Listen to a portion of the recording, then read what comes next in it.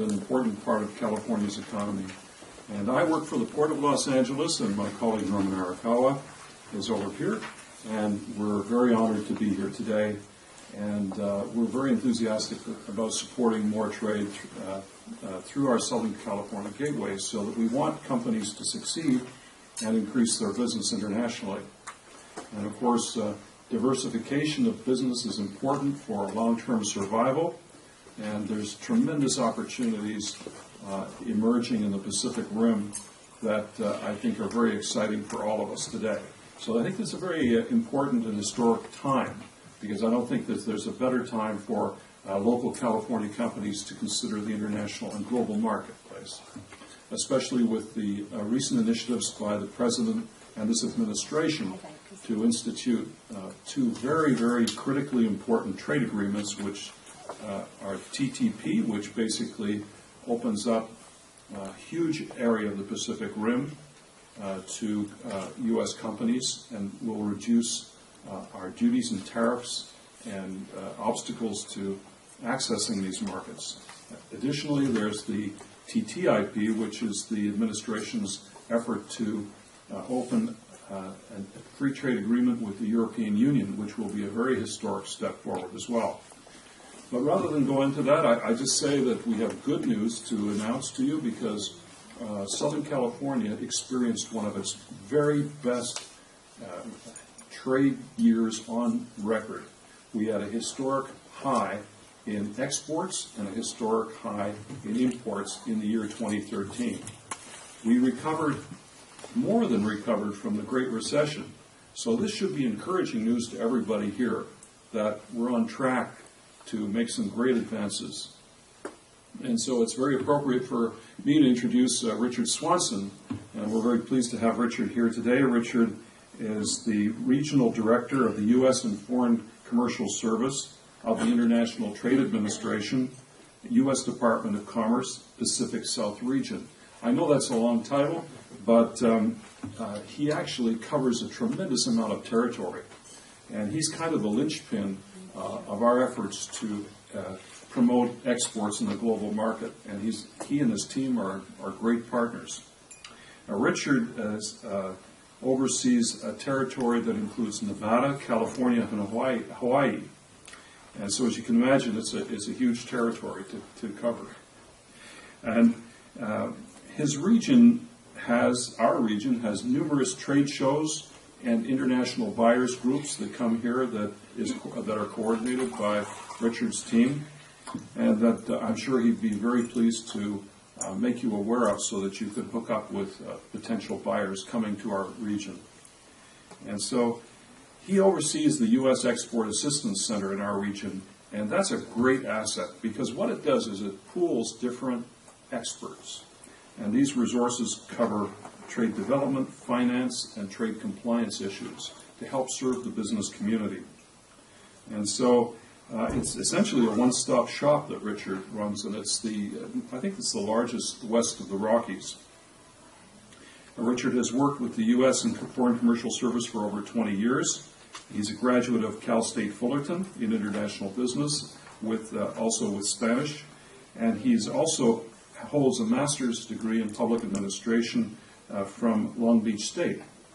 And Mr. Swanson has been International Trade Administration team leader for Europe, as well as for the Information Communications and Technology teams, whilst also being the U.S. Export Assistance Center director.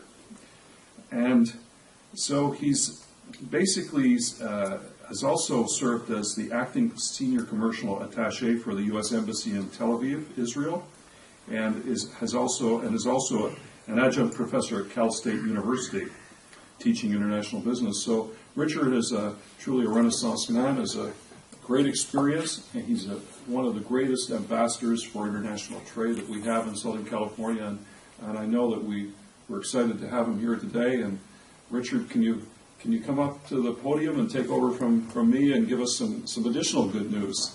Actually, Jim, no. You've done such a great job. I'm going to handle some messages on my BlackBerry and my BlackBerry. Well, then we can go straight to Q&A. Thanks.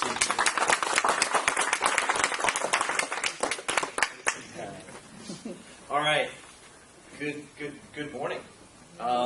Meg and I went back and forth. Thanks, Mike, for putting this all together and housing it right here. And I'm not sure how close I should get to this, but are we okay? Okay. It's, the other week we were having mic issues at our Discover Global conference, and people were eating the mic. I think that was operator error myself. Yeah, Jerry Tyler, a great company out of Bakersfield, California, one of our Export Council members. Robert Sockley, CNB Bank, good friend and colleague in the finance community. Our friends at Santa Barbara City College over here as well. It's a great regional turnout, Mike. And thank you, Jim, for the introduction. And Megan, thank you for being the adventurer out here. Her company in Goleta has been a company that we've been working with for quite a while. And I have a good friend and colleague, Jerry Vaughn, who is based in our Oxnard office, co-located with the Port of Hueneme, which isn't a competitor, right, Jim? That's right. It's a collaborator.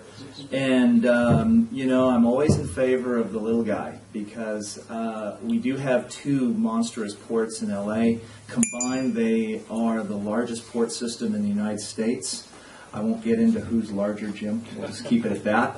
But we have a couple of other ports here in Southern California that I like to work with, and one of them is the Port Hueneme. That's your closest one right here.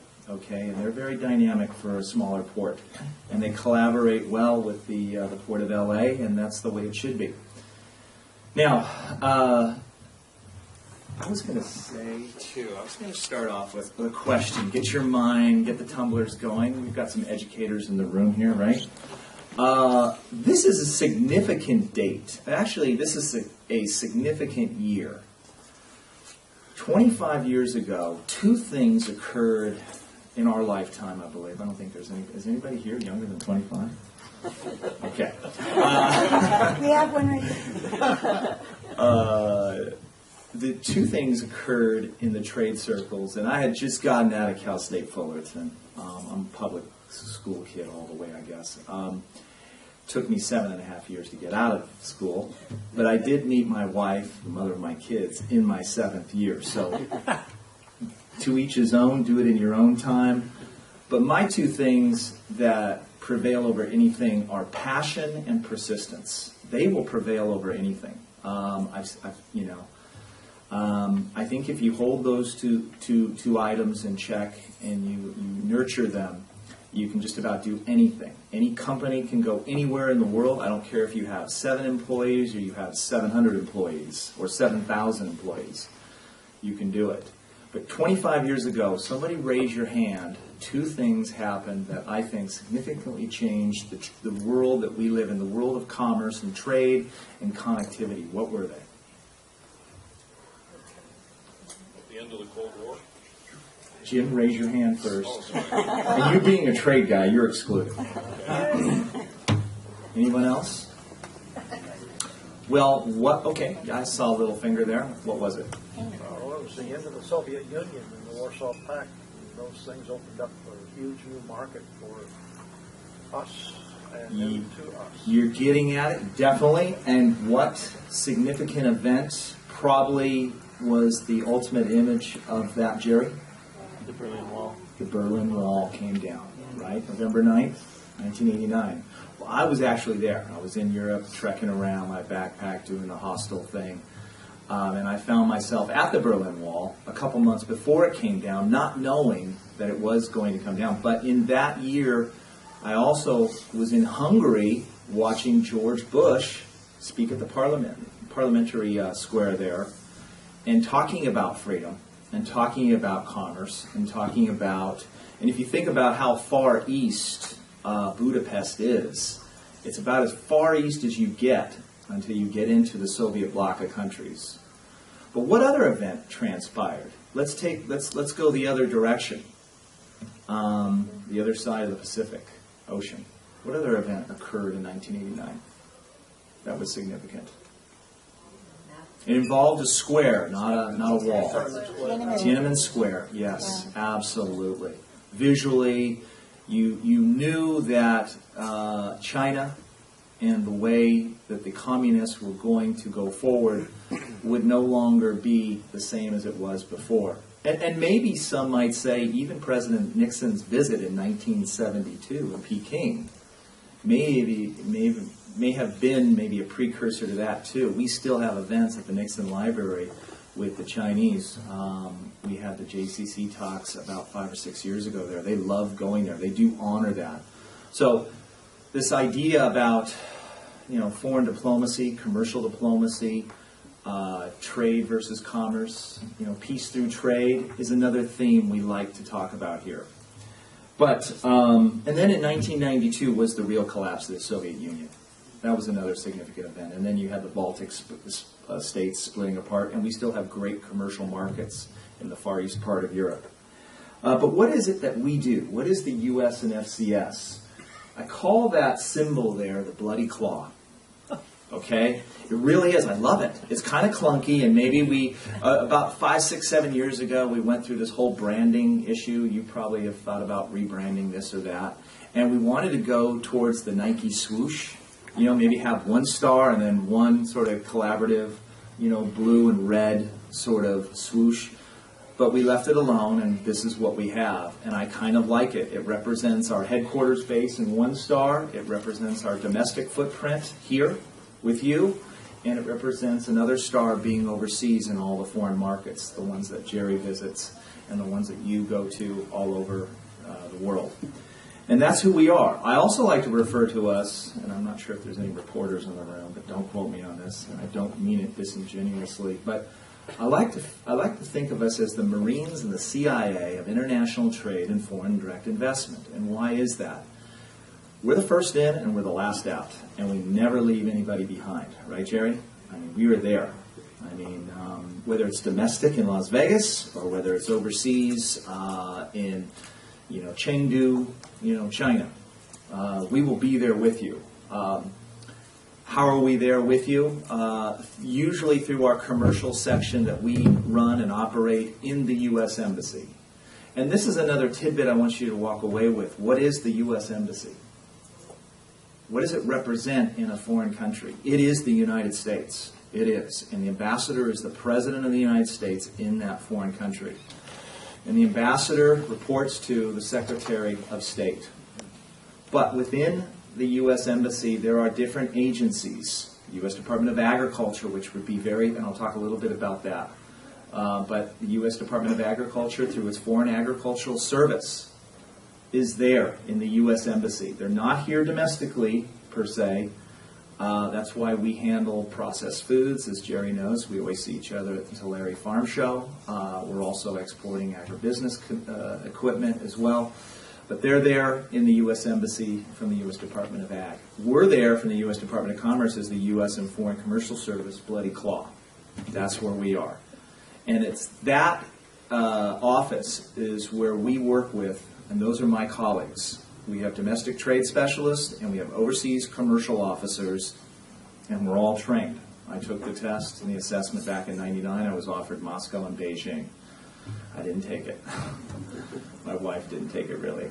And that's okay. That's okay. I live vicariously through these folks right here who do all this travel all over the world.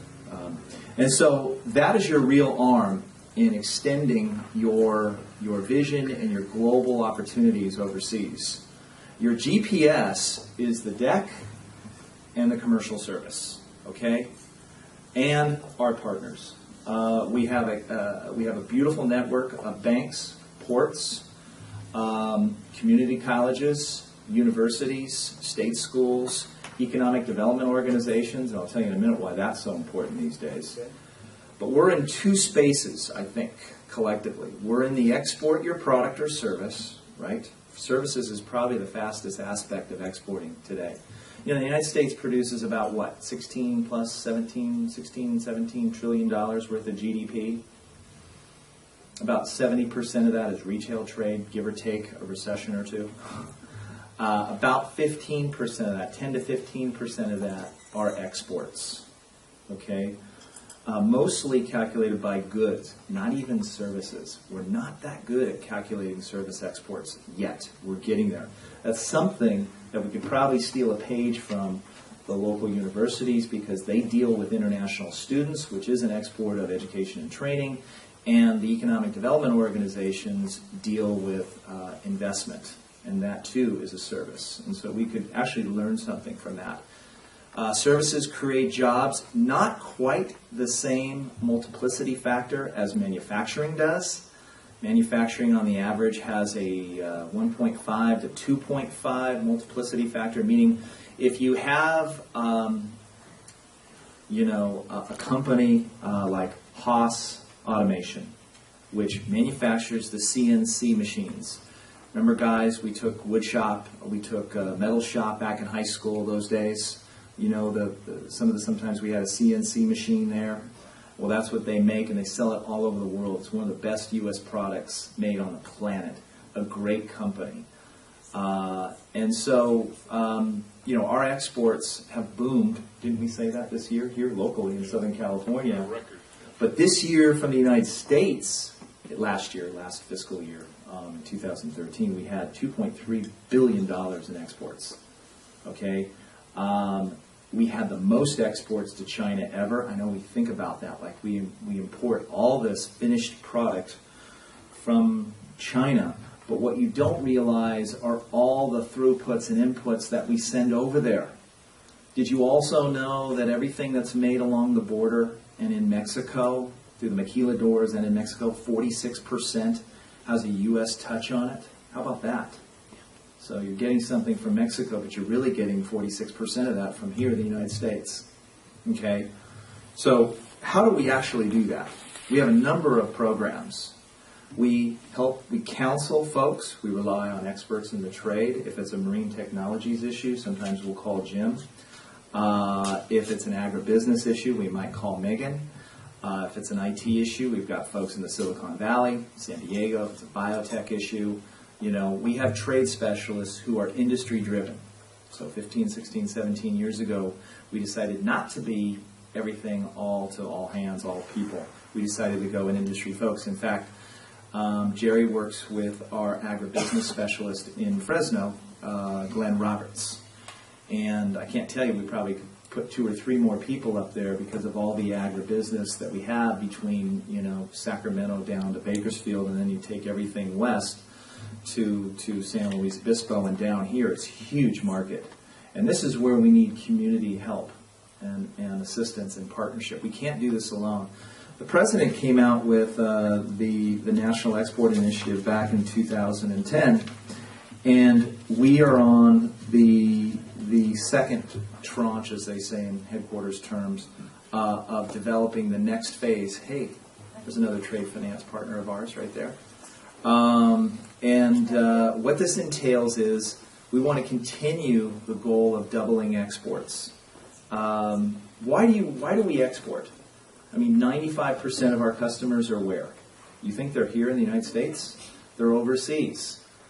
58% of the companies that export to how many countries, Jerry? It doesn't. No, 1. Oh, okay. 1, only 1. So the initiative really is to get you to export beyond one country. And usually that one country is where? Canada first. Mexico, across the border, fine. But there's a lot more out there. And there's Europe, and we had just a fantastic program the other week, Discover Global Markets in Europe. We brought our commercial officers from these U.S. embassies here to Southern California for the first time, and for 2 days we had over 550 appointments with 24 representatives of Europe. It was a great opportunity to answer all your questions, get connected, and build a relationship for you to further your European operations or selling your services or your goods. There's Asia, there's Latin America, there's the Western Hemisphere, there's the Middle East, North America. There are these regions out there that you should not just focus here on the United States per se. And that is the issue with the United States. We've had such a good market. Some of us feel like selling to Florida and New York is like an export, right? And maybe it was in the day, right? But today, you can just as easily get your product to China. In fact, you know, Norm and Jim will tell you about the excellent opportunities of putting products, agri-products, vintner products, on 20-foot and 40-foot containers that you can get at a bargain's basement price. And why not, you know, work together in doing more of that from California? In fact, who do you think is going to be very shortly the biggest consumer, drinker of Cabernet Sauvignon? Who do you think it's going to be? China. You got that. Brett knows that. Yeah, absolutely. Does that mean you have to? And do you? Hey, is it any question why Hong Kong has what tariff on wine? Zippo, right? However, the Chinese are so flush with cash, they're bypassing. Well, I shouldn't say this, but they want you to actually ship it directly to China, and they will pay the 30% tax. They don't care. Okay, so who is it? Yao Ming has his own wine, has his own vineyard, sells his own brand in China. Go figure. Okay, where did he learn that from? You know, and you know, we have good contacts and good colleagues and friends who are associated with the Napa Institute up there near Santa Rosa and Napa Valley and everything. I love my colleagues up there, but I have to say, with all due respect, our vintners in Temecula and in Santa Barbara and in the Central Coastal region don't always get the attention that I think they deserve. And I think that as a group, as an EDO, as a local community college, as a port that has the facilities and the means, we need to come together and we need to see what other opportunities are to collectively pool this brand. Now, I learned everything about wine from Sideways. Sorry. I know, it's terrible. It's really terrible, I get it. And then I had to see Bottle Shock, because that was Napa's answer to Sideways. So I feel like I'm an expert, of course. Not really, of course. But that's an industry that you have a competitive advantage over here in this area, in the Central Coastal region, from anywhere from, you know, Camarillo all the way. How would you define the Central Coastal region? All the way to Monterey, or just up to Big Sur, San Simeon? Paso Robles. Okay. And so Morro Bay, kind of like that's kind of okay. So it's a great region, and this lends us back to what's the other side of this trade equation that we are getting involved with. It's not just exporting anymore. What's our mandate now, Megan, besides exporting? It's okay. It's a messaging that we even have trouble communicating with across to, you know, communities such as yours. Job creation.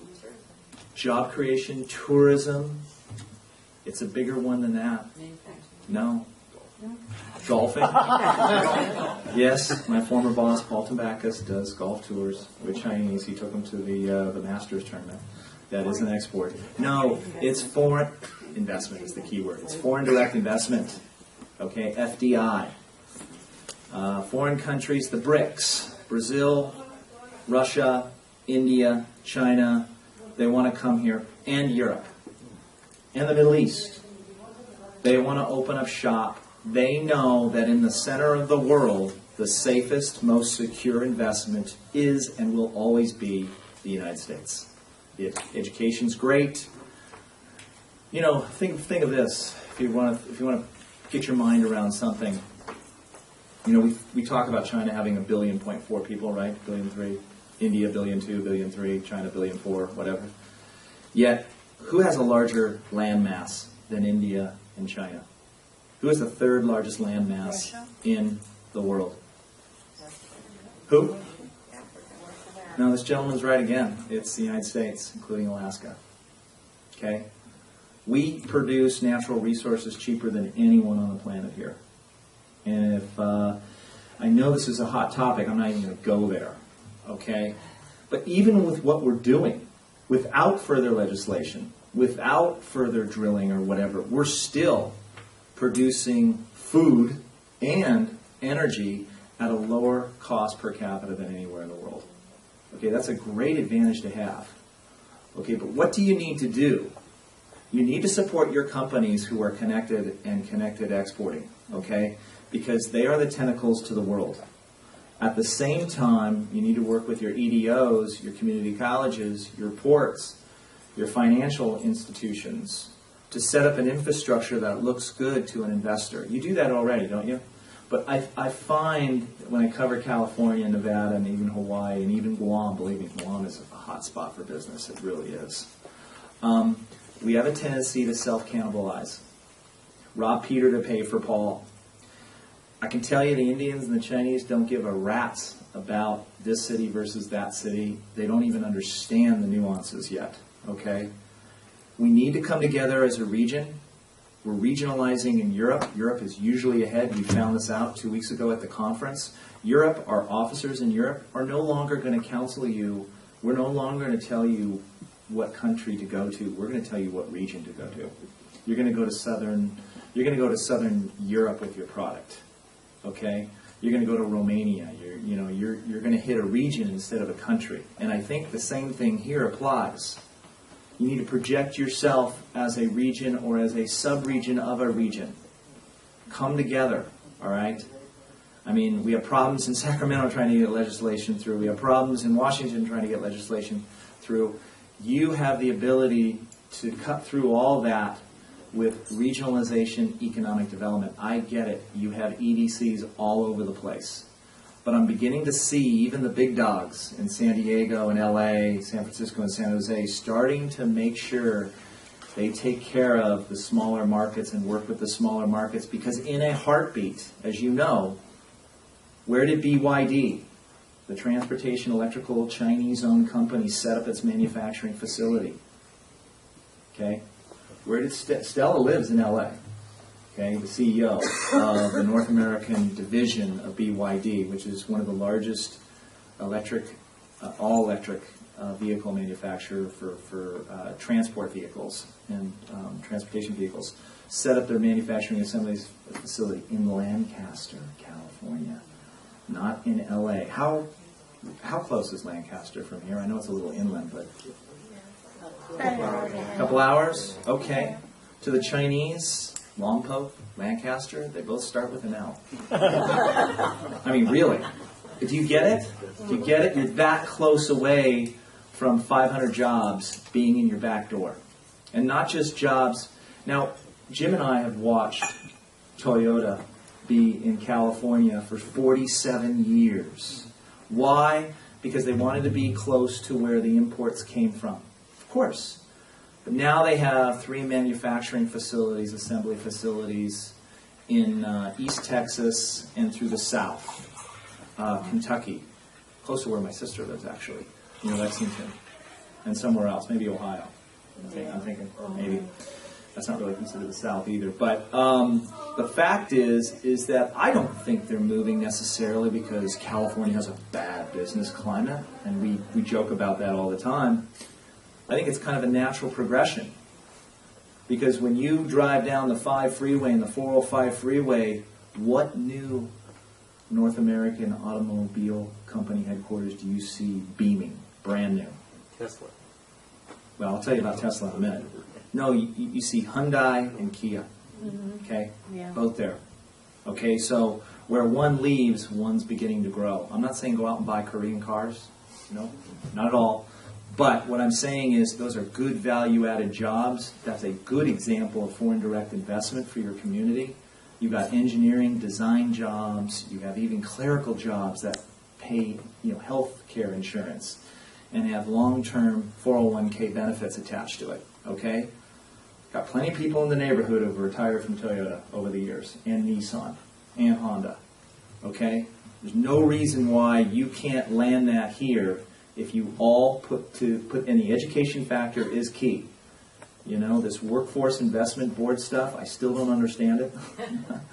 But we've got people who do. We've got a right curriculum to meet the needs of industry, whether it's the service sector or whether it's the manufacturing sector. And so, I don't know how many more minutes I got, Megan. 2? Okay. This is about globalization, okay? I like to look at it from the opportunity cost lost. California's beautiful, and that just reminds me driving, because you don't always drive down the one. You usually take the 101, and you miss all this beauty and subtlety. It's gorgeous here. It is just gorgeous. Now, am I in favor of, population explosion and all that stuff? Not necessarily. I camp all over this state, up and down. The beach camping, the mountain camping, everything. I love it. The national parks, I can't get enough of it. California has to take care of that. The United States has to take care of that. We have to take care of it so our kids and our grandkids can take advantage of it too. But overseas, they can understand that and they can appreciate that, and that's what's going to sell your region. Okay? And so I think the opportunity cost is not doing it. What is the opportunity cost of not doing it? Is it that Lancaster is going to get some facility and you're not? Maybe. Does that really matter? I don't know. I don't know the econometrics here as well as probably you do, Mike. But you have an opportunity to get connected, okay? You really do. And you have finance players here. You have infrastructure port players here. You have the Marines and CIA of international trade and foreign direct investment. And you have private sector folks who are connected. And then you have your EDOs and your education institutions. So take advantage of that. We're here all day, right, Megan? And then we have one-on-ones. And you're going to hear today various themes and aspects of trade. And I would just say that, we have an opportunity today to go one step further. And let's take it one step further. You did the first initial step by signing an agreement, codifying it in a way. And the best thing about contracts is you never take a look at them if the relationship is really, really good. So we've got a great start, Mike. Thank you, Megan. Thanks, Jim. And I'm looking forward to chatting with as many as possible today. All right? Thank you. Just a quick word. Richard, thank you. That was very insightful. This is the beginning of, I think, some real successes, Megan. So thank you for putting it together. Megan's actually, I said earlier, she's on our board. And I think what we're doing, we're beginning to see the connection of the dots in the regionalization that he's talking about there today. So, and working with the city college as well too. So there's a lot of exciting things happening. I'm excited as a president of Econ Alliance, and so I think we're building a great foundation. So we got about a 10-minute break, Vicki. 2-minute break. Okay, thank you.